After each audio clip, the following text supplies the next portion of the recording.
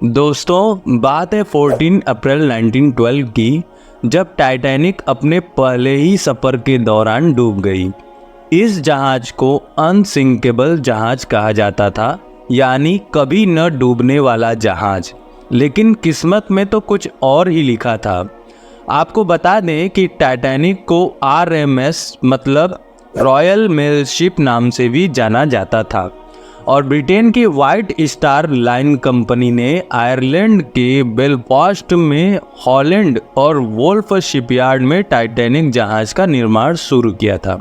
Titanic को बनाने में 3 साल का समय और 30,000 से ज़्यादा कारीगरों ने काम किया, और इसकी लागत $7.5 मिलियन मतलब 61 करोड़ रुपए से ज़्यादा थी, जो आज के समय लगभग $200 मिलियन मतलब 17 अरब की लगभग होगी। टाइटैनिक को 31 मई 1911 को पानी में उतारा गया और उसके अगले वर्ष की यात्रा की तैयारी की जाने लगी।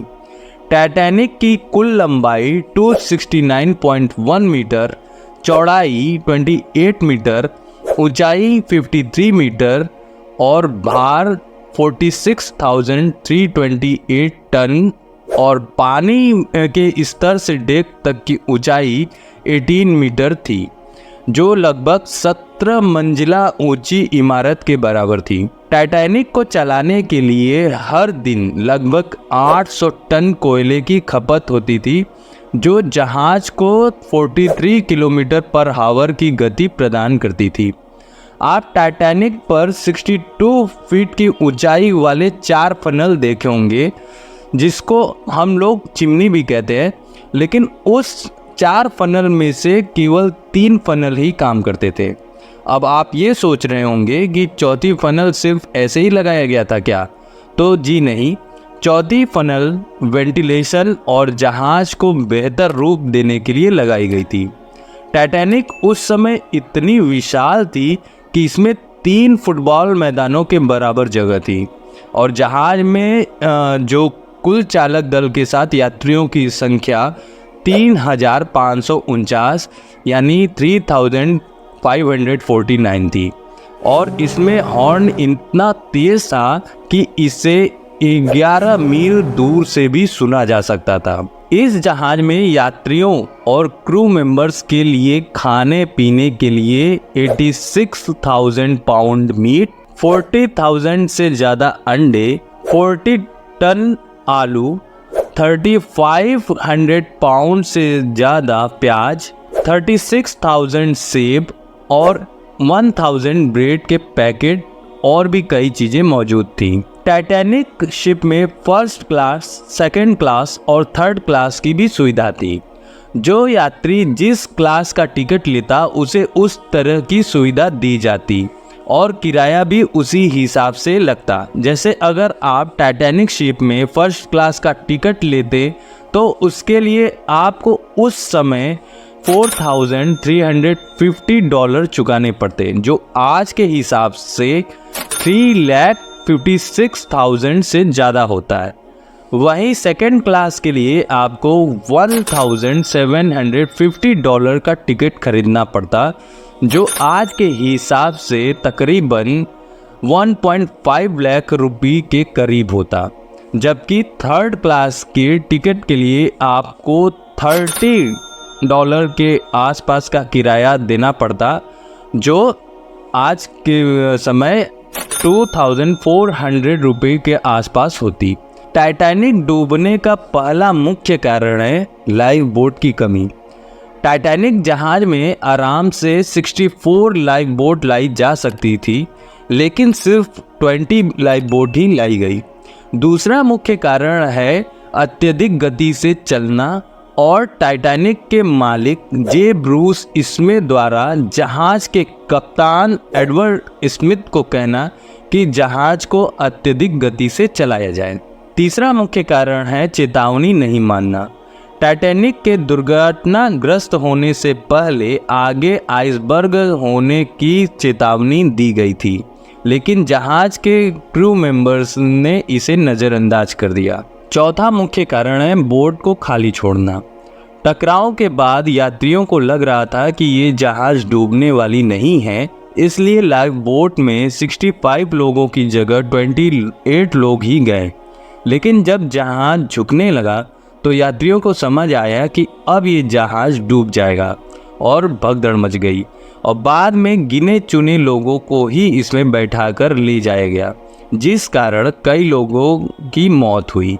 जब टाइटैनिक अपनी पहली यात्रा के लिए रवाना होने वाला था तो बंदरगाह पर लाखों की संख्या में भीड़ जुटी थी और 10 अप्रैल 1912 को 2223 यात्रियों के साथ साउथहैम्पटन इंग्लैंड से न्यूयॉर्क के लिए अपनी पहली यात्रा पर रवाना हुआ।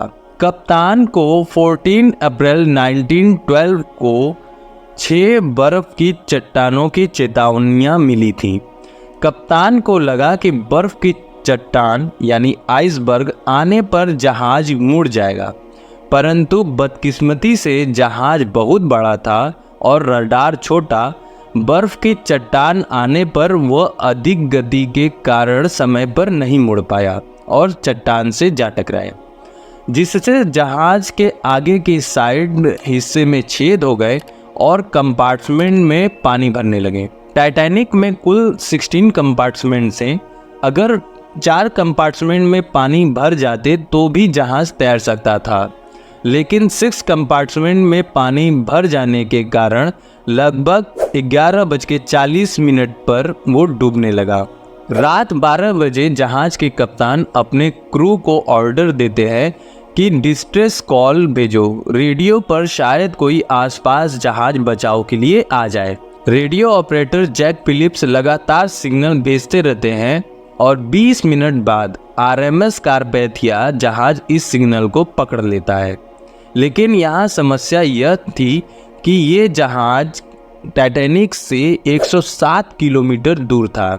अगर ये जहाज अपनी टॉप स्पीड पर भी चलती तो इसको वहां पहुंचने में 3.5 घंटे का समय लग जाता। क्रू मेंबर्स लगातार फ्लेयर चला रहे थे कि यदि आसपास कोई जहाज गुजर रही हो तो मदद के लिए आ जाए।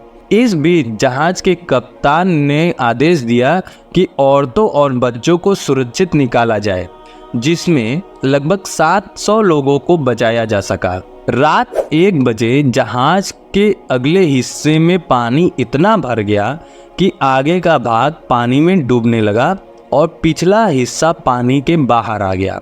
तकरीबन 2:20 पर जहाज 2 टुकड़ों में टूट गया और धीरे धीरे अटलांटिक महासागर में समा गया।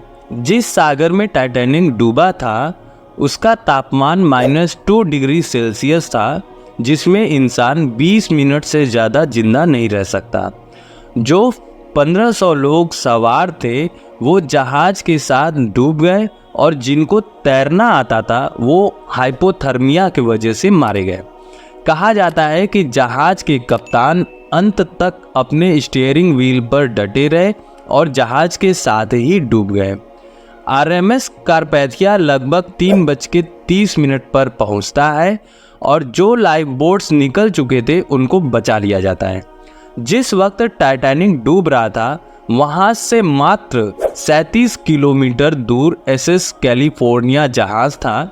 SS कैलिफोर्निया जहाज से भी टाइटैनिक को संदेश मिला था कि संभल कर रहना, इस समुद्र में बहुत सारे आइसबर्ग हैं। और SS कैलिफोर्निया ने खतरे को देखते हुए रात के 11:15 पर रेडियो बंद कर जहाज को भी रोक दिया। जब टाइटैनिक से फ्लेयर छोड़े जा रहे थे तो उन्होंने उस फ्लेयर को नोटिस भी किया और अपने कप्तान स्टेनली लॉर्ड को इन्फॉर्म भी किया, लेकिन उनको लगा कि टाइटैनिक पर अमीर लोग जाते हैं तो पार्टी कर रहे होंगे। अगर SS कैलिफोर्निया के कप्तान फ्लेयर्स को सीरियसली लिया होता तो लोगों की जान बच सकती थी। जब ये सुबह रेडियो ऑन करते हैं तो इन्हें SOS कॉल मिलती है और जब ये वहाँ पहुँचते हैं तब तक बहुत देर हो चुकी थी और ये समुद्र में सिर्फ तैरते हुए लाशें देखते हैं। जब टाइटैनिक जहाज डूबी तो इसको 70 साल से ज़्यादा समय लग गया ढूंढने में और सितंबर 1985 में American ocean explorer Robert ballot और एक फ्रेंच ओशियनग्राफर ने जाकर समुद्र के नीचे ढूंढा। लगभग 3.8 किलोमीटर गहराई में 2 भागों में बटे टाइटैनिक मिला, जो एक दूसरे से 600 मीटर की दूरी पर थे। आज भी इसका मलबा अटलांटिक महासागर में है और धीरे धीरे गल रहा है। आपको ये वीडियो कैसा लगा कमेंट करके ज़रूर बताइएगा। वीडियो अच्छा लगा हो तो लाइक और शेयर कीजिएगा, साथ ही हमारे चैनल को भी सब्सक्राइब कीजिएगा।